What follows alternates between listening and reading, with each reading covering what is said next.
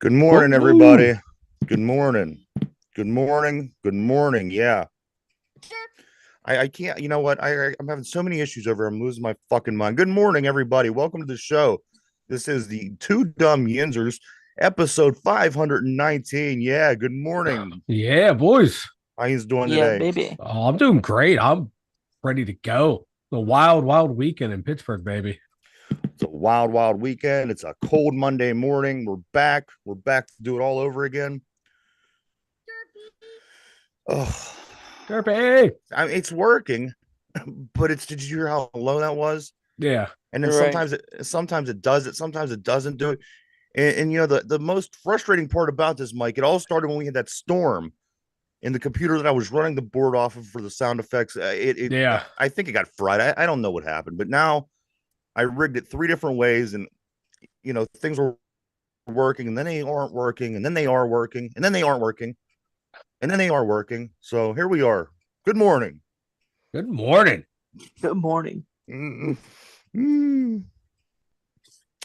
Yeah, guys. Good morning. We got a lot to talk about. It was quite the eventful weekend, probably one of the most eventful weekends in Pittsburgh sports that I can remember in a long time.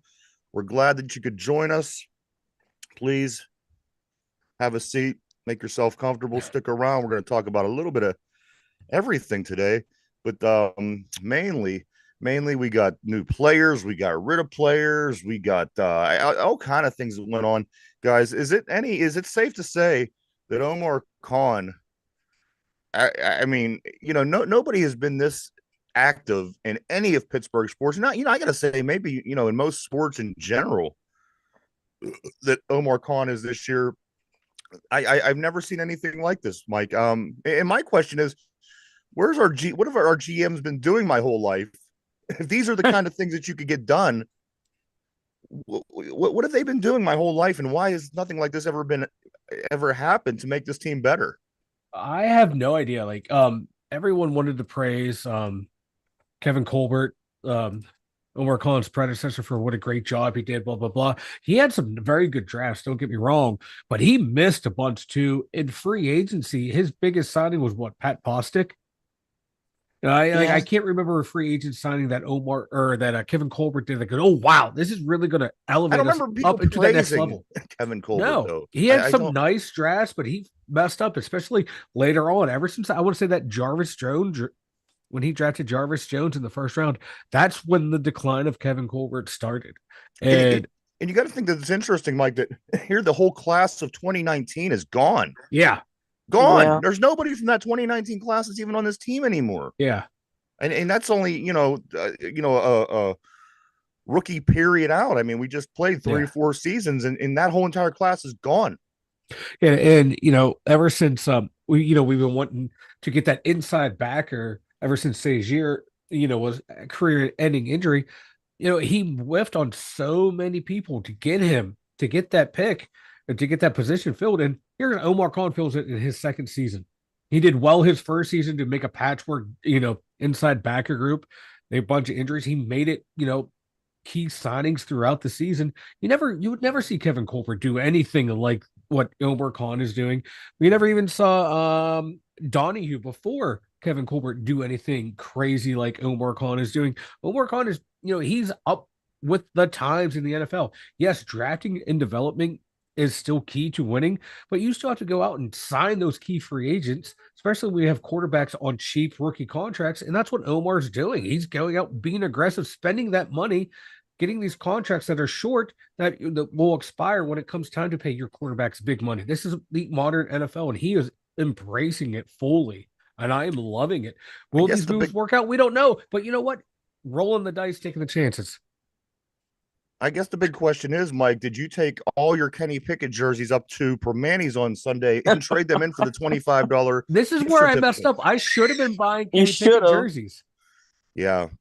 You would have taken a hit, but you know what? At the end of the day, you get some money back. You get a refund. They were taking on Sunday between 10 and 2.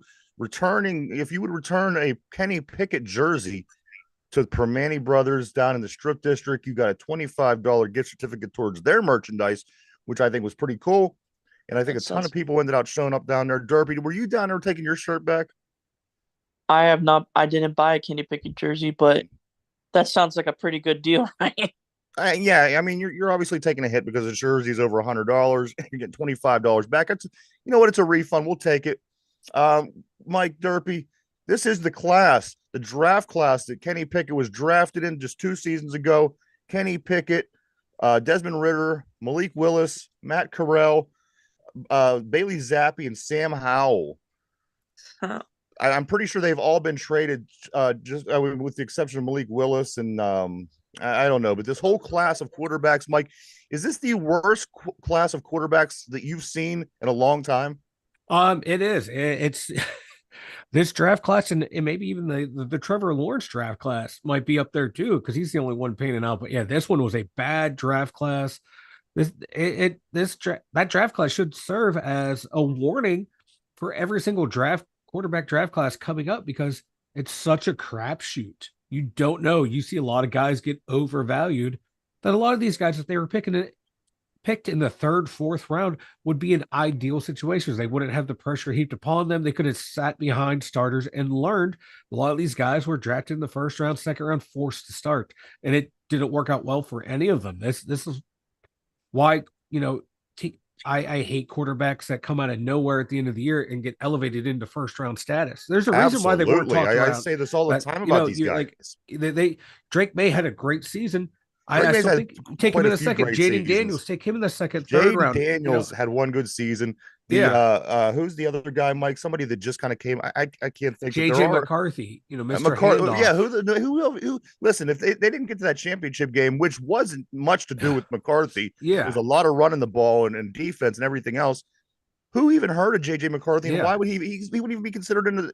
They're talking about him being one of these top 3 picks. But yeah, I think like outside of Caleb Williams, who showed like last year, this season he didn't have the greatest year, but that defense was bad. He's trying to do too much. The year before, I think he would have came out in that draft class. He would have been in the top 3 with him, Stroud, and Bryce Young. So I would still take him in the first round. Everyone else, I want to take later in the draft and use them as developmental quarterbacks. Let them sit for a year or two, like Jordan Love. Then I can use my first round pick on a player that can play right away. Then I get 2 hits right there instead of, striking out in the round 1 and setting my franchise back 3 to 5 years. Now, what I seen happen over the weekend and a little bit over, all the way back to maybe last Sunday night, guys, what do we talk about? And we've been talking about for a long time on this show. And as everybody keeps trying to peel back layers and figure out what it's going to take to fix this team and solve this team, I've given you the answer. Straight out. And guess what we did? We went out and we solved it twofold. And let me explain in case anybody doesn't know what I'm talking about. The key to changing this team around was going out and getting your guy. You may have heard us use that term more than one time on this show before. You got to go out and get your guy. If you don't have that guy in the NFL, you're not going to win. And what did the Steelers do? They go out and get that guy. Now, by that guy, I'm talking about Russell Wilson. But the second part of what I'm going to say is going to make a whole lot of sense. The other part of what I said, watch what the Packers do. There's a reason that they consistently have good quarterbacks, and they have been for the past 30 years, is because they always get their next guy, the guy, put him in the wings and let him learn from the guy ahead of him. So what they do, they go out and get that guy, even if he's not the guy of the future, even if he's not a guy that's going to do many win champ, who knows what they plan on doing with Russell Wilson. I expect it's going to be good, but you know what? Now you have the second guy. You have Justin Fields who's underneath Russell Wilson, who is the guy. So basically the two things that we've been saying for years, Mike, is Omar Khan finally listened to the show, apparently, and decided to listen to what we're saying, because what they did, they went out and got that guy. Yes, he's 35 years old. However, he is a Hall of Famer. He's got a lot of potential. Even at 35 years old, I think that he's got more potential than people were giving him. And we went out and got the second part of that, getting our guy of the future, in this case, Justin Fields, to play under, spend time, learn the system, and be prepared to take that spot as soon as Russell Wilson walks away from the game, whether it be retiring, whether it be he doesn't make the team next year, whatever it is. You do have Justin Fields in that position, waiting, learning, watching, so you're ready to have that guy the same way that the Packers did when Brett Favre left the game and Aaron Rodgers stepped in. When Aaron Rodgers left the team and Jordan Love stepped in, we are now in that position, guys. Omar Khan did the smartest thing in football by making these moves that he made this offseason. Yeah, they were brilliant moves. And Brilliant. Justin Fields said he modeled his game after Russell Russell Wilson. Wilson. So, let him sit for this year behind him. And then, hey, if Russell Wilson plays well, you can sign him to a contract extension. You can sign Justin Fields to a contract. Like, it doesn't There's seem no like way. Justin Fields has any issue with taking the backseat. Yeah, Russell it Wilson. doesn't sound like it at all. You haven't heard him saying anything bad about it. They're not going to pick up his 50-year option. They're not going to pay Justin Fields $25 million. No, But I can see them enticing, like, see how well he does through the unless process throughout the season. Give him a contract after the year, like say like a 3-year, $25 million Right. contract, 2 years, 25, something along those lines. Yeah, we pay more for him, but you have that guy in place who has potential. I don't think they're kind of they're taking him in as a half-ass backup, Mike. No, They're taking him in as this is going to be our guy, and having that guy is very important. And they think that this might be him. Yeah. So it'll be interesting to see how they play the contract game with him down the road. Yeah, and like it was a cheap value, man. A conditional 6th-round pick. If he plays 51% of the snaps to get a 4th-rounder, I don't think they're going to play him 51% of the time. No, absolutely. Unless Russell Wilson gets hurt. Yeah, they got fleeced again. Mike. The Chicago Bears gets fleeced again. Like we literally turned Claypool and a 6. Claypool and a 6 into JPJ and Justin Fields. Absolutely. So, you got your 2 quarterbacks for pretty much less than $4. Right. And you have a a quarterback room that's probably 100 times better than last year's quarterback room. Yeah.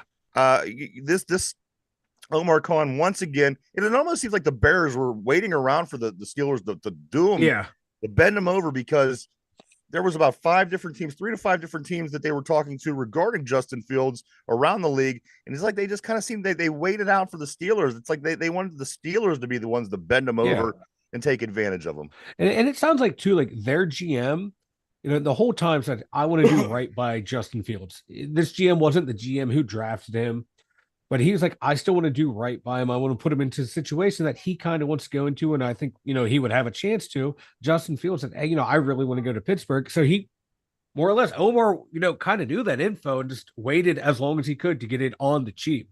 So, we fleeced them by their GM wanting to do right by a player. I think it screws Chicago in the short term because you don't get the good draft capital, but I think it might help them in the future with players going, hey, they will take care of us. So I'll come in here and play for them. So he's kind of playing the long game here. Their GM is.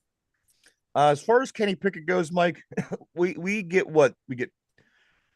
What picks did we get? We give them Kenny Pickett in a 2024 4th-round pick, which is this year's 4th-round pick. Yeah. And we get 2024 3rd-round pick. Yeah, we get their 3rd-round compensatory pick 98, and we get are these two okay, good. 2 7th-round picks next year. They have 4 total, and we will get the 2 highest that they have next year in the 7th round.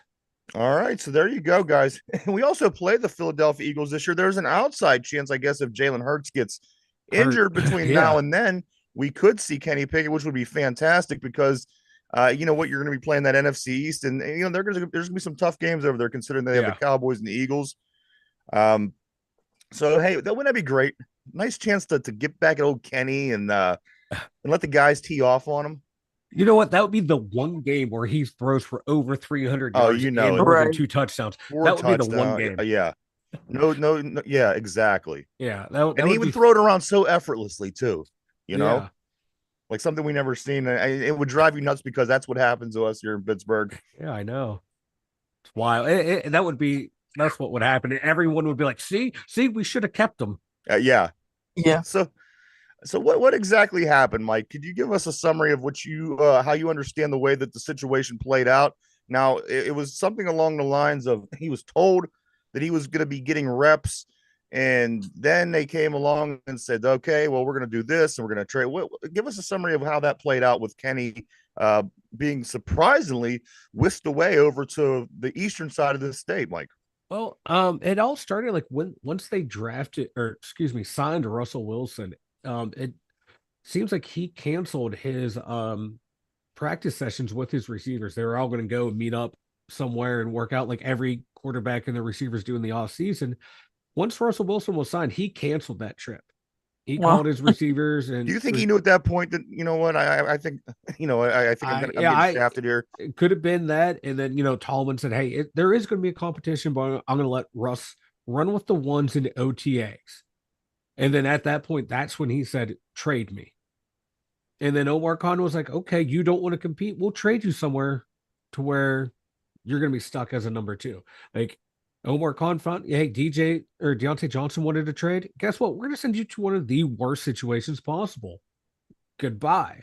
And that's kind of what happened with Kenny too. Like, okay, you don't think you should have to compete here. Guess what? We're going to send you to a spot where you can't compete. And like Omar Khan seems to be out for blood. Anyone who's not on board, you're getting shipped out, and we're going to make it hard on you. You I'm think it was glad rough I'm on here? Team Con. We're gonna screw you. He's pulling like a Vince McMahon, like Bret Yeah. Hart screwed Bret Hart. Yeah, I'm glad I'm on Team Con. There's no other team that I want to be on at this point. Yeah, Hopefully we see, like Tomlin hopefully we said, see the we want volunteers, we don't want hostages, and Omar Khan's taking that very seriously. hopefully this we see this bear fruit Yeah. this upcoming season. Of course, you know what, the moves he made last year, we did make an improvement by one game. And you know what, you're sitting at 10 wins. Let's say the additions we make this year gets us up to 12 wins. You're sitting amongst the elite teams at that point. Like, whether you feel that this team's elite or not, 12 wins in a season has you sitting amongst that group. And just depending on how good of a season the team that's out front has, who knows what can happen. I mean, Baltimore kind of really put it together in the second half of the season and won a lot of games, and it allowed them to get that number one seed in the playoffs. But you know what I mean? By the additions he made, and we're not done by any means. We still have the draft coming up.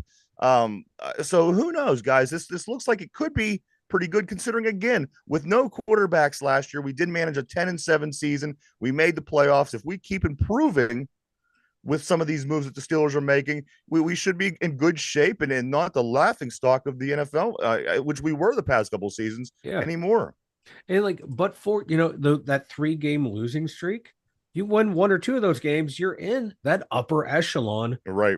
But that was the difference. We just weren't good enough to win those we had games. Bad quarterback play in those 3 games, bad defensive lapses in those games.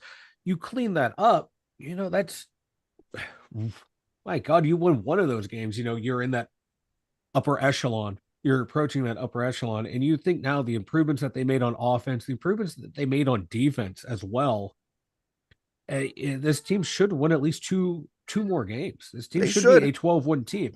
Yeah, we still have we still need receiver help. We still need, and we're going to get to all that shortly. Yes. Well, I'm just going to say, Mike, are you good with quarterbacks? You want to move into the receivers for a little bit here? Yeah, I'm good with the quarterback. I'm comfortable with the quarterback room. We added more touchdowns. We added a little bit more turnovers, but I think we have more chances for more exciting. Like, I think they have a total of 52 touchdowns between the two of them in the last 2 seasons. Yeah. How many seasons would it have taken the three Stooges that we just had to get 52 touchdowns? Mike, let's talk about some of these receivers. We ordered from Wish. We ordered, who did we order? Van Jefferson. We ordered Justin Jefferson, Mike, and we got Van Jefferson. Yep. When we ordered from Wish, this is what we got. I don't know what the fuck a Van Jefferson is, but we got one now, and we got to be happy with it. Apparently, what it seems like to me is this Van Jefferson is basically an even trade from Allen Robinson. Mike? Yeah, that's really what it is. Yeah, sorry, Derpy. Yeah, but yeah, that's more or less what it is. Another veteran leader in this room. His dad was a former player. His dad's also a wide receiver coach in the league. So he's a student of the game. And everything I've read, everywhere he's, his time in LA and in his brief time in Atlanta, he was that leader of the receiving group, making sure everyone, pays attention to details and everything. He has a little bit of potential. You saw it in 2021 when he had 89 or 50 catches for 800 yards, 6 touchdowns. That's been his bright spot. It's been downhill ever since. If he can recapture that magic, nice little weapon to have. I'm not expecting a whole lot out of him. Between maybe him and 400 Robinson, yards, a couple touchdowns. They seem like they're very similar in a sense that they were, both semi-productive in LA.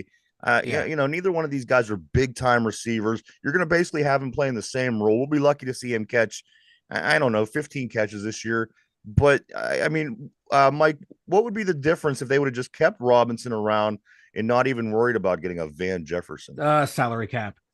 Right. They saved like 9 million letting Allen Robinson go. Allen Robinson's making that kind of money. It was a yeah, he had like 10 year or 1 year 10 mil on the back end of that contract. So What's yeah, the wishes Justin Jefferson getting? no, very not even close to that. I don't know what it is, but we're sitting pretty well in the salary cap situation from this lateral move. Okay. See, I didn't realize we were paying Robinson that kind of money, which Yeah, his contract I think was backloaded okay. or made up to where he got a lot of his money up front, and the second year was more or less used for avoidable year.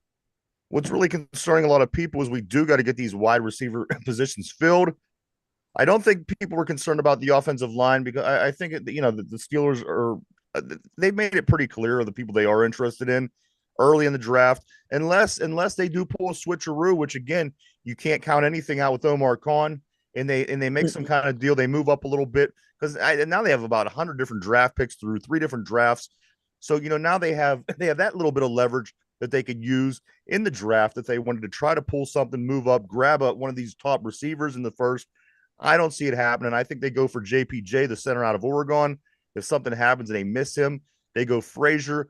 I think getting the center on this Pittsburgh Steelers offense is a very important part of what the Steelers do just in general. I don't think that we pass that up. Getting a tackle in the second, maybe in the third, just depending on how they do. I think you're going to get a lot of offensive line. And I think by a lot of the moves they made in free agency, I think that just opens the door for a more offensive line driven draft. I noticed in a couple of mock drafts I saw, Mike, for whatever reason, listen to this. A couple of these mock drafts I saw, they didn't even have a center in their mock draft. Yeah, I mean, come on. Really? If you look at a mock draft and don't even see a center, just turn the page and go to the next one because I yeah, can't imagine we literally we don't have a center. yeah. I was looking through a couple today, and they had us like taking a tackle, and then the next pick was JPJ. Like that Yes, makes no sense. And then in the second round, they're not forecasting any trades. Like I can see them taking a tackle in the first round and then taking Zach Frazier in the second by a trade up. yeah. And as I was telling Derpy and everybody else, I'm like, they have draft picks out the ass now between a lot of these trades, a lot of these moves. We have draft picks through 27. We have draft picks from 26. We got extra draft picks in 25. The Steelers are really sitting pretty right now. And with all these additions that we're adding to the Steelers, Omar Khan has got to be your favorite addition at this point, Mike, because Yeah, yeah, without him, none of this happens. yeah. This move for him to be GM should have been made years ago. Oh He was yeah, being groomed for this, but they let Colbert write his own schedule of when he was going to retire, and I think not letting Omar Khan do the draft, the Pickett draft, letting Omar Khan run that draft kind of set the franchise back. Maybe he would have done something different. We wouldn't be in the situation we are now. But hey, I'm glad Omar Khan's the one here now redoing the draft and the roster, and 4 picks in the top 100. A couple extra picks next year. I can see us. I wouldn't be surprised somehow if he packages future draft picks to get a fifth pick into the top 100. I think that's that what would I'm be a saying. crazy move. You know what? Leverage next year's number one to move back into the first round. Yep. I would be okay with that. That showed an aggressive move. We usually pick in the 20s anyway. That's where we've been for the past 7 years. Leverage one of those picks, move up into the draft, and get 2 first rounders. Uh, Be Mike bold. Mike Williams, the the receiver for the Chargers, now he's visiting three teams. Derpy likes this guy, and you know what? The more and more our choices are getting eaten up by other teams. I'm liking Mike Williams a little bit more. Mike Williams is going to be visiting this week. Today, he's visiting the Jets, actually. Then he's going to be going down to Carolina to visit the Panthers, and then us. And then he also, I know that the Chargers want him back as well. Yeah. Mike, is there anybody around the league right now that you would be chomping at the bit to bring in to play at the other wide receiver. Does that player exist right now? And as I said, I mean, most people hasn't forgot about Tyler Boyd. I'm going to Yeah. talk about him here in a second. But say Tyler Boyd ends up becoming unavailable for Pittsburgh. Guys like Mike Williams, who I wouldn't have been in love with to begin with. Yeah. Now, like I said, as the players are starting to dissipate a bit, Mike Williams is starting to look really nice to me. Yeah, he is. The only problem, he had that back injury and then the knee injury where he's missed time the past couple seasons. But if he's healthy and right, yeah, go get him. He's the guy I would take. He's a great player. But again, it's the injury concerns. And when you're at this point in free agency, that's what you're going to get. You're going to get guys who have red flags on them, kind of like those late round draft picks. You're going to have those red flags. I'll gamble on him for a 1 year deal. Absolutely. Absolutely. Absolutely. I would jump on him in a minute for a 1 year deal. Reports were prior to the signing day last week, the official signing day, that Tyler Boyd, he wasn't going to talk to the Steelers officially until one of these quarterbacks were inked. One of and it ended up being Russell Wilson and then Justin Fields. So you know what? I haven't heard his name coming up in many other teams' news anymore. At first, he was popping up in New England. First, he was popping up, in Kansas City. But you know what? I mean, could it be possible, the Omar and company, which, again, these guys are freaking amazing at what they do. Maybe they're talking to him. Maybe they're saying, hey, just keep it on the DL for a bit. We're trying to play our hand around the league, see what we can get, see what's out there, see what's available, see what, is it possible that they're just kind of keeping it on the DL between the Steelers and Tyler Boyd for the time being? Yeah, it's possible that they're keeping the backdoor communications hush hush so nothing gets leaked, and that surprise signing, and hopefully his agents not using these backdoor negotiations to try and raise his value elsewhere. But he expressed interest to wanting to come here, and I looking at the receiver room, he can see, hey, right now I'm stepping in as being the number 2 receiver instead of being the number 3. Right. And in the way the offense wants to go, yeah, he's more of a slot guy. Russ doesn't do that well over the middle, but I with George on the outside, and you get another good receiver too. That's going to open up the teams are going to have to play outside more, open up the middle of the field more to where he can take more shots, and Tyler Boyd will get more opportunities. I think it would be a great fit to have him come here, and with the quarterbacks that we have.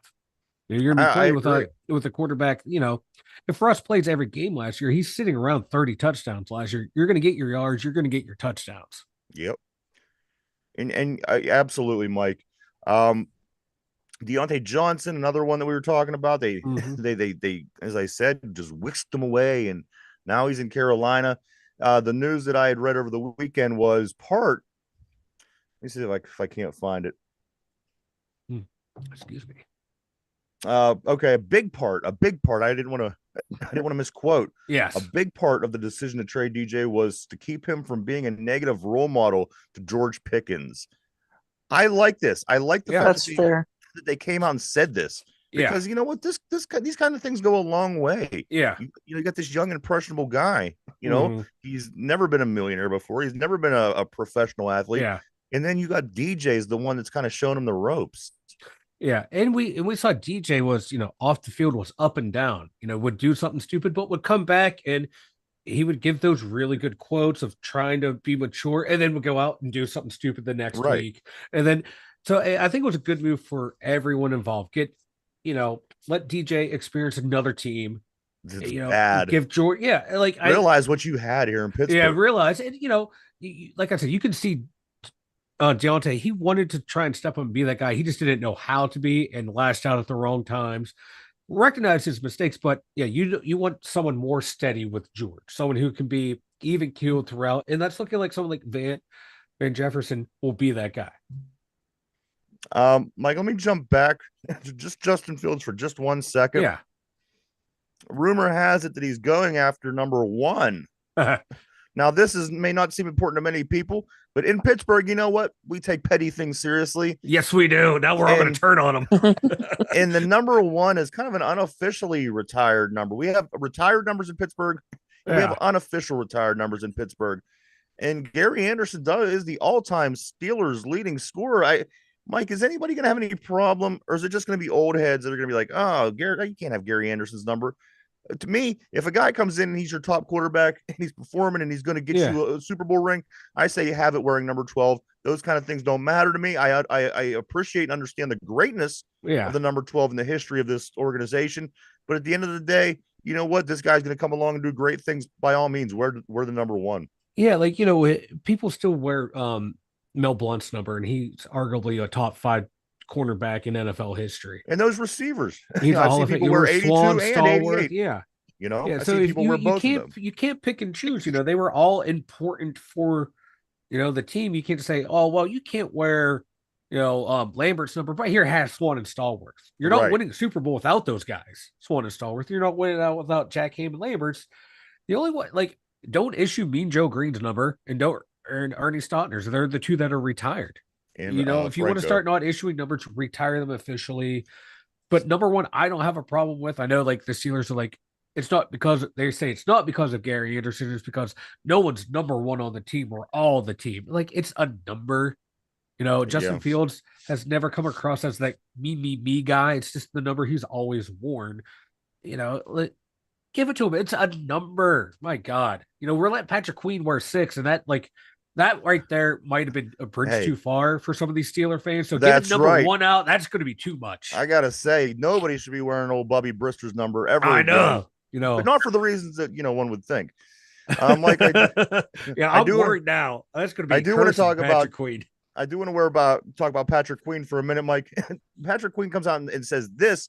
He says, "Quote: I'm at where I want to be. I'm at where I'm wanted." Yes, man, is this rivalry between the Steelers and the Ravens going to get very interesting with this guy on the squad, because he's here for a few seasons now.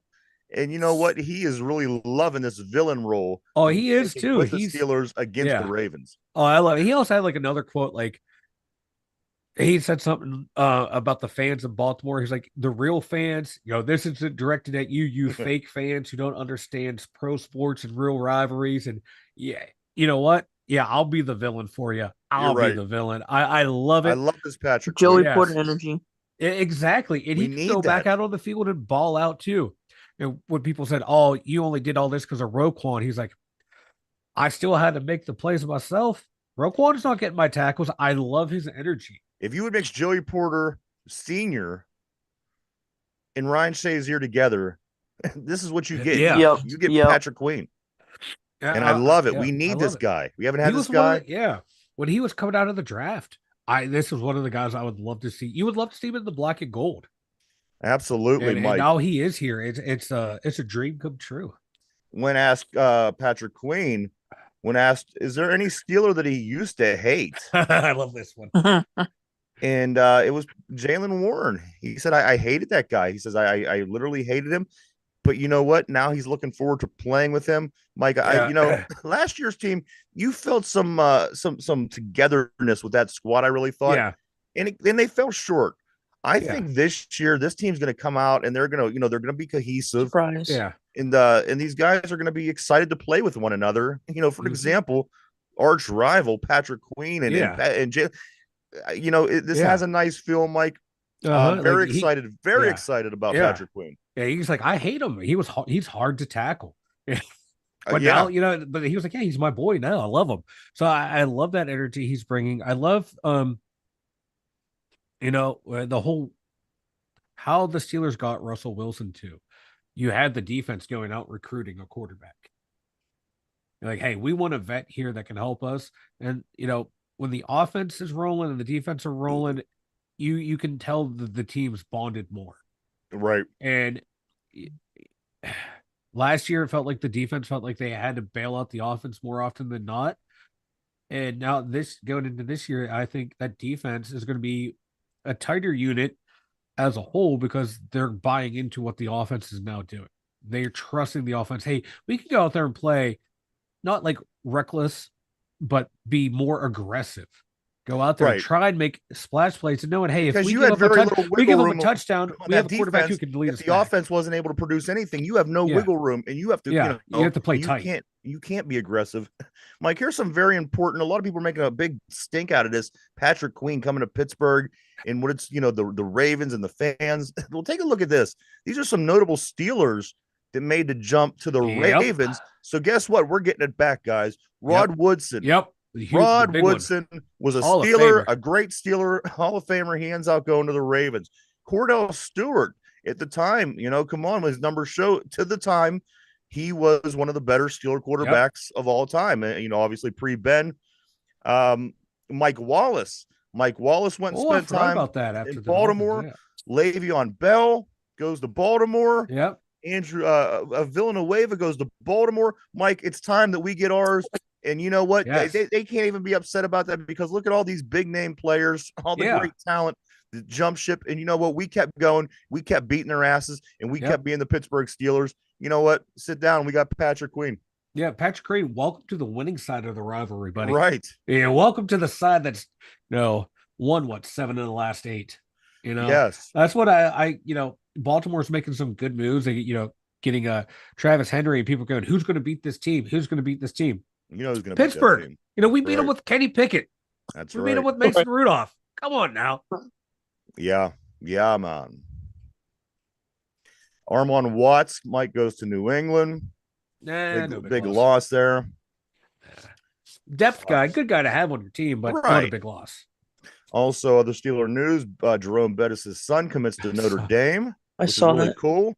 Yeah, like his son, Plexico Burris' son, and someone else's son are going there from the Steelers. I got to admit, I really wouldn't have imagined Plexico Burris' son being an academic guy. I'm gonna go out on a limb and make my own personal prediction is that it's probably because of football or sports somewhere else, but unless he married or was with a smart chick, because I just got to say that Plexico shooting himself in the leg. Yeah, the guy shot himself in the leg.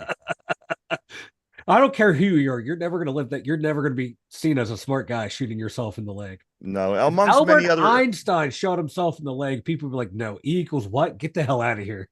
Amongst many other things, it wasn't like that was the only thing that breaking the ball in the middle of the play. That would have deemed Plexico a very not smart guy, but you know what? I hope the best for his son. I love Plex. Plex was one of my favorite Steelers. Mike, we have some holes to fill. Of course, we still have the second wave of free agency getting ready to go through. We have the draft here in a little over a month. We need a center, a tackle, a wide receiver, some depth at other positions, defensive line, your third string quarterback, so on and so forth. With the exception of the few things that we did talk about, is there anything that you could see on the horizon that could fill any of these holes in the meantime? Is there any rumors, anything that you're hearing, Mike? Because as I said, I'm in total belief that center tackle is going to be their 1-2 this year's draft. I think after that it becomes a depth draft. You're probably going to either get Mike Williams, you're probably going to get Tyler Boyd at that other receiver spot. And as I said, you know what, a third string quarterback at this point, does it really matter?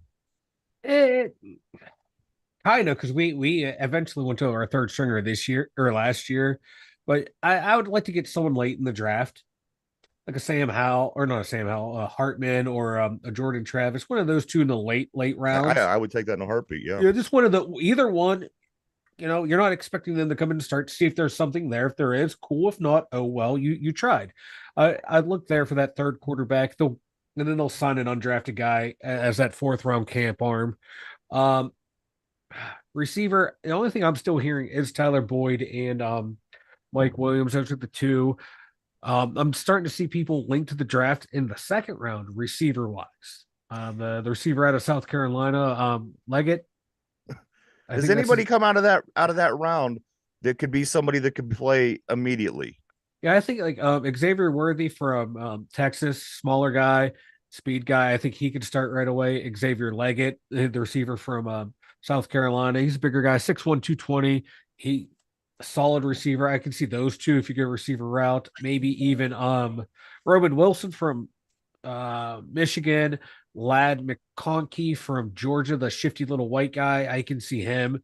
Those guys you can draft. I think they can plug and play and start right away. I think that those would be good picks, but I'd rather get Williams or Tyler Boyd to free agency, dress receiver in the third round, get your O line in 1 and 2. Yeah. I do believe that that's what they're going to do. I think they're going to get their center and their tackle in 1 and 2. I also have a feeling they might be comfortable with Dan Moore again. Or Mike. They seem to yeah. like him. I mean, what if they do go with the Mims that was brought up many times to begin, Yeah. The offseason, and then in the second round they grab up Frazier. I would like that, because Mims, you're probably gonna Mims is probably gonna go first round. Yeah, Mims will go over to the right side. He'll either start or fight Dan Moore for that starting job and start halfway through the season. Frazier, you would have to trade up to get him, and he would start right away. That you'd maybe use one of the picks you accumulated in the next couple drafts to move up, and then you still have a third round pick to get a receiver late. I would like that draft. That would be good, and as we said, or corner in the third round as well, because we need corner depth as well still. And plus, we do have a hopefully a healthy Corey Trice dropping in the competition as well. I like to see a little bit more of Corey Trice. Corey Trice on Darius Rush, who was an undrafted rookie free agent last year as well. If we could get some production out of somebody like this, I mean, you got to be excited about that as well. As they're trying to fill holes, Mike, let's say they go through the draft, they work on depth, they get some defensive line depth, they get a few other positions depth. Are you okay? Now, a lot of people, they have split decisions, and I know I'm one of them.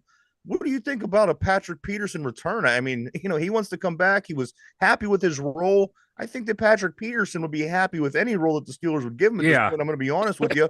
At the end of the day, he's been a Pro Bowler his whole life. We've seen that he certainly dropped off at 32 years old from what his early career potential was. Mike, would you be okay with a return of Patrick Peterson? Yeah, I would. Because he's not going to be your starter. Maybe. I don't know how well he can do in the slot, but definitely as a backup safety and that mentor again to help the young guys along, because he can pass on that knowledge and he can still play.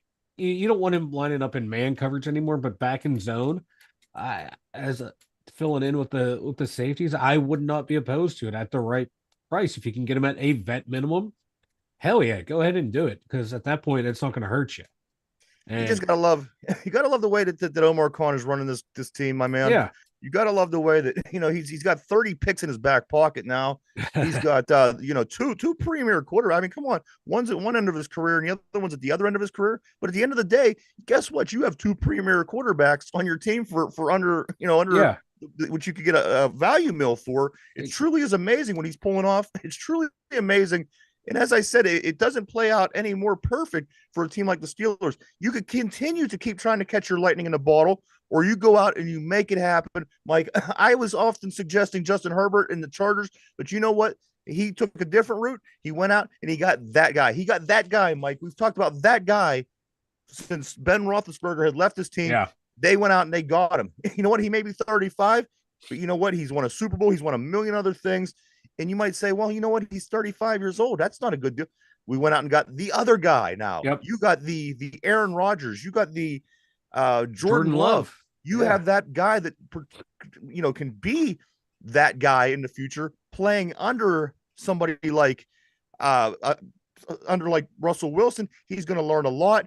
He's going to be able to spend a lot of time in the team rooms. He's going to do. I love the moves he made, Mike.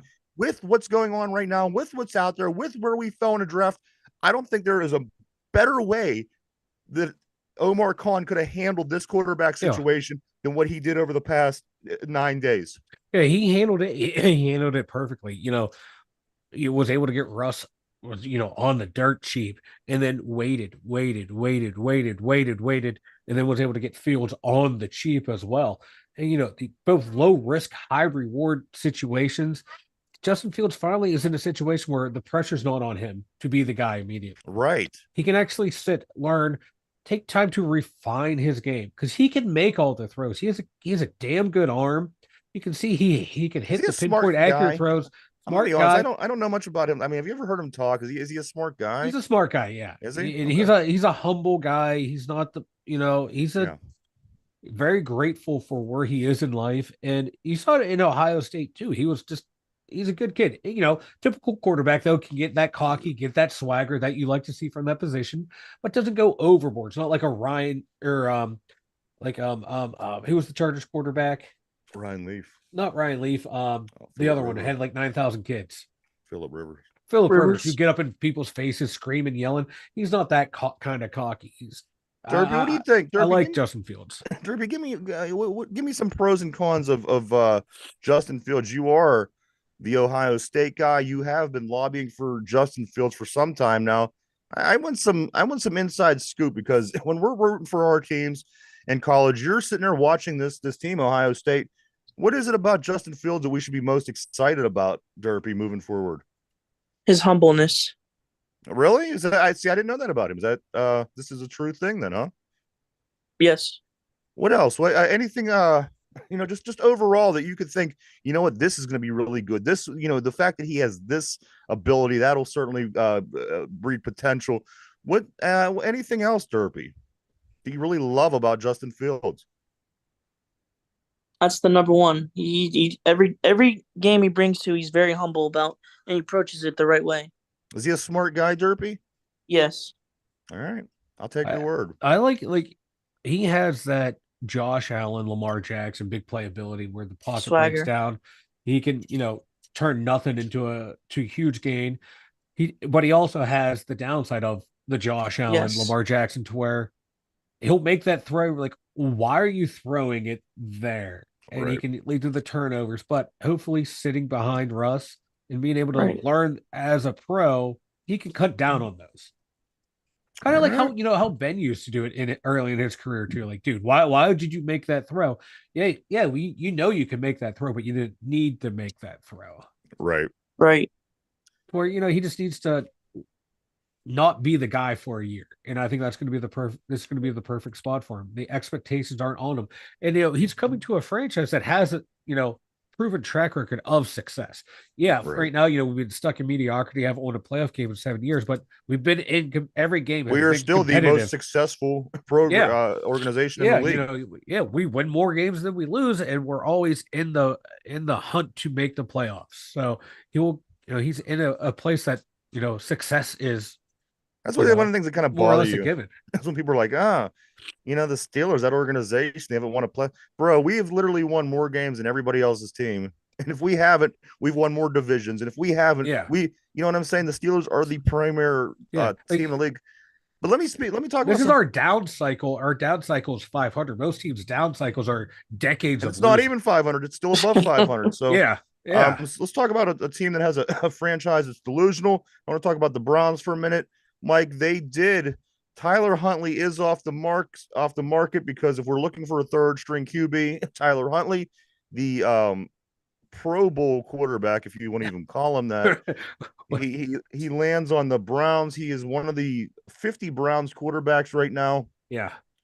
Mike Vrabel over the weekend was hired by the Browns as a consultant.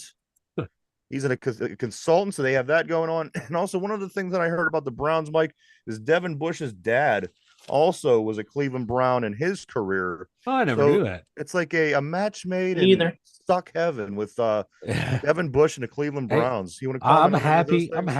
I'm happy for Devin Bush to be a Cleveland Browns. All that to come in last place in the division. You turn like a pretty good defense. You add him.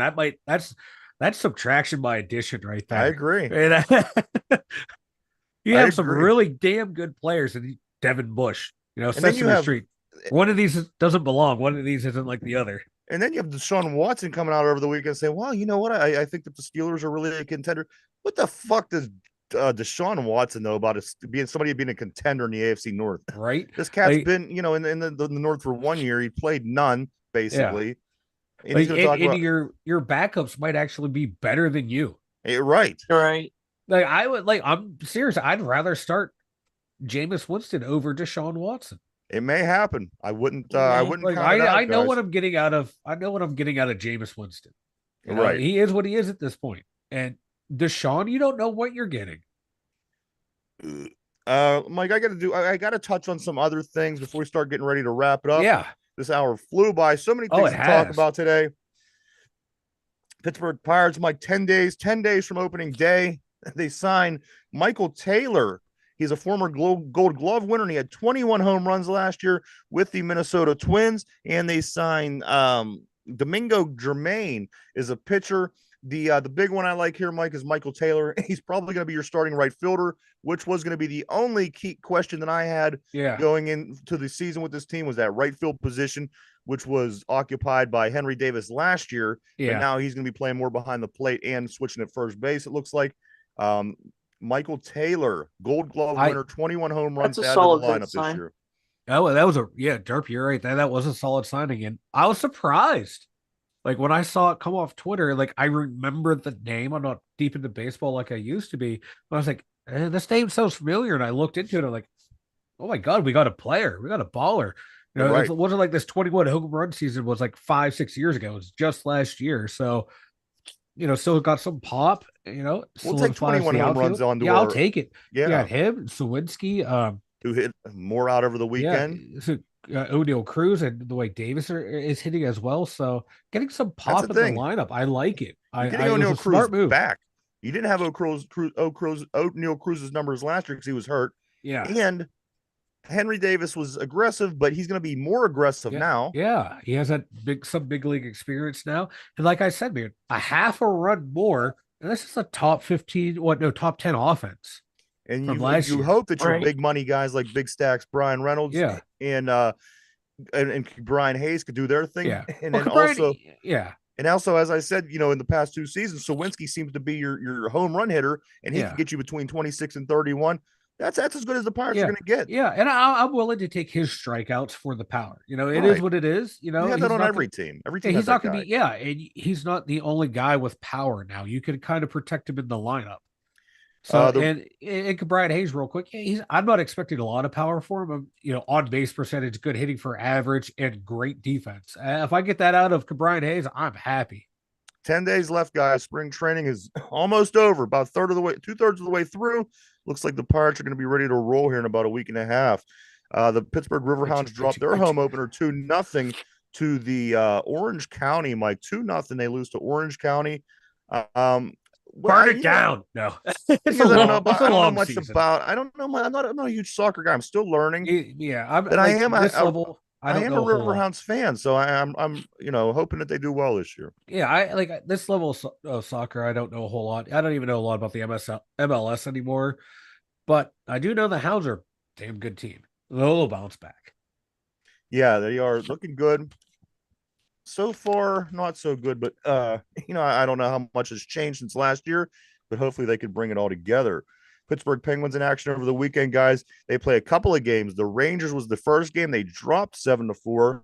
The Penguins played Detroit yesterday and win 6-3 over Detroit. Mike, what did you say with that win yesterday? Kind of oddly puts them in a decent spot where you wouldn't have thought that they would be sitting. Yeah, I did not see this coming. It's like they're falling backwards into a playoff spot. I don't know how that was possible, but this team is doing it, and it's freaky. It's scary. It's close, but it's going to be a tough one to get into. We're like 5 points. We're still 5 points back. Okay, well that ain't bad. You still got got plenty of that's left. Reasonable. Yeah, we got a game in hand on Detroit who we're fighting for, but then you got Washington who has a game in hand on us, and they're only 1 point back. So a lot has to happen for us to get there. But it's better than we were somehow. They are back in action tomorrow night when they travel to New Jersey to take on the Devils. That game's at 7:00 p.m. tomorrow. Also, guys, the Selection Sunday yesterday has left a lot of bitter people. Yeah. And it goes beyond what you would think. And let me just kind of give you a quick run through. The Pitt Panthers, they did not make it. They were ranked 40 in the NET. They had 22 wins, and yet they were the odd man out when it came down to it. Clemson, Duke, North Carolina, Virginia, and North Carolina State were the teams that get in. North Carolina State, I think they squeak in because they end up winning the They have the ACC. bid. Yeah. That goes a long way. Even though this team wins 22 games and is a 40 rank in the NET. So that for one is being one thing that's upsetting people. And the other part, this is a two-parter, is good morning, good afternoon, Brian. Is the fact that they declined the NIT. NIT. Now, Pitt had an opportunity to be the number one seed through the NIT. They had the opportunity to have home games the whole way, all the way up until the Final Four, providing they made it. They declined. I know there's a lot of people that are, I don't know. And again, Mike, I don't think I have enough time in this day to have this conversation. We've had it many times. I think this is crazy. You know what? This is what you do. You go out and you play. If you don't get things don't go your way, you still continue to play and be competitive. The fact that they decided to sit out this, they declined. Yeah, yeah. I know they're done. Yeah, they're like, oh well, it gives us a better chance. The transfer portal's opening now. We can get in there. This is why you have a recruiting staff. This is why you have assistant coaches. Let the assistant coaches run the practice. The head coach can work with the recruiting department, do the portal while you're getting ready for the NIT. That's just a cop out. And if you beat Wake Forest at the end of the year, you're not putting this in the hands of the selection committee. If you had a little bit more depth behind Henson, he doesn't have to put it all on himself to try and beat NC in the championship game, and then you force the committee's hand to get in. So it's like they did kind of get screwed, but they also didn't do themselves any favors. Well, I think they should have made it, but they made it hard on themselves to get in. And like the committee felt like they had it against them all year. You beat North Carolina. I mean, you beat Duke. You beat Wake Forest. You beat North Carolina State in the last game of the season, who ends out winning the tournament. Yeah. I think that this team did plenty, but the fact of the matter is they are only going to get 5 teams out of the ACC in. And if you're looking at these 5 teams, Pitt's the team that misses because North Carolina State, they won the ACC. That's the difference maker, in my opinion. If North Carolina wins, it might have been different. Yeah. Or, you know what I'm saying? So I think that they did get screwed in a way, but on the other hand, you know what? You didn't make it. Oh, well, go play the NIT, be competitive, win something. I don't know. As I said, that's rubbing a lot of people in town wrong. It rubs me wrong. You know where I stand with this. This is what you do. Yep. Just go play. Go come play. On. And win the whole damn thing and say, look, you fucked up. You should have put us in there. We could have, made your tournament better. You missed out on this. But you know what? The good news comes from this is the Duquesne Dukes. They do win the A10 championship. Going to the dance. They won 57-51 over the weekend. Their first appearance in the big dance since 1977. Mike, a bit of an example of how the big dance is skewed, because Pitt is a better basketball team than Duquesne. It just comes down to how the divisions, who you play for, what conferences, where you finish in that conference. So technically the best teams don't get in, but I do want to say congratulations to the Duquesne Dukes, who will be playing BYU when the March Madness starts Thursday, Friday, Saturday, Sunday. It'll cut in half, and then it goes to next week, same thing, Thursday, Friday, Saturday, Sunday. Here in Pittsburgh, everybody knows that we are going to be good afternoon to Ralph on the board. We are going to be hosting some games at the PPG. John Calipari from Moon Township and his Kentucky Wildcats, they'll be home as they play in Pittsburgh to start off the tournament. So a lot of cool things if you're going to get up to PPG to watch some March Madness games. A couple big storylines and some big teams coming to town that, again, with familiar faces. So get up there and enjoy that. Check it out. High school, Aliquippa in the PIAA, the state playoffs. Aliquippa and Lincoln Park continue to win, Mike. They're back in action. Lincoln Park tonight, they face Hampton at 7:00 p.m., who they've already beat this year. And Aliquippa, they play tomorrow against Fort Cherry. That game is going, those two teams, these games are going to decide if they go on to the championship, Mike, in the state playoffs. They win, they're in, along with Moon Township, and the Blackhawk girls are also still in contention. Ooh, a lot of local teams still kicking ass. I love it. At least from our county. That's all. That's all that matters. Mike, why don't you go and tell everybody about the website? The2dumbyenders.com. Over there, we got the merch store. We got the blog. I got Ryan and I social media links all over there, all at the2dumbyenders.com. Check it out. I do want to pat you on the back for a second, Mike. Oh, God. I went over there. I usually leave you alone. I don't bother you. So I go over to the website the other day to look for problems to give you hell, to give you to give you to bother you on the air. The website's really nice. It's put Thank together well. Everything is written well. You touch a lot of things. So I wanted to wait till we were on air to Good job, Mike. give you some props, man. Thank you. Appreciate it. It's a nice website. Thank you. All right, guys. So today's trivia is going to be a general Pittsburgh sports. You won't know what sport, what team, what anything until I give you the question. Guys, you ready for some daily trivia? Two Dumb Yinzer style. I'm ready. Put your thinking caps on. Derpy, put your thinking cap on. Guys on the board, gals, here we go. The Pittsburgh Passion was founded in 2002. What was the last year that they won the championship, though? I'm looking for a year that the Pittsburgh Passion, who is our women's football team here in Pittsburgh, we're big fans of the Passion. They were founded in 2002, guys. But I want to know, what was the last year they won a championship? And they did. It's not a trick question. I'm looking for a year. Go ahead and think that over for a moment, guys. We're live, everybody, 5 days a week, Monday through Friday, right here, 11 a.m. to 12 p.m. Eastern Standard Time. And the show that we do every day live, we upload over on Spotify at 8 o'clock p.m. So if you're unable to listen to the show that day or able to watch the show, you will always be able to take and put your earbuds in at the gym, in the car, taking a walk, mowing the grass, and listen to the brand new show every day on Spotify. Check it out. All right, guys, the question of the day is this. The Pittsburgh Passion, our women's football team, was founded in 2002. The question of the day is, when was the last year that the Passions won the championship? When was the last time they were champs? Mike, I'm going to start with you. It would be a year between 2002 and now. You said 2002 and now. This is when they're. I'm going to go 2020. 2020. Is that your final answer? Final answer. All right, I got you locked in. Derpy, over to you. The ladies, they play hardcore football in this town, baby. Steeler style.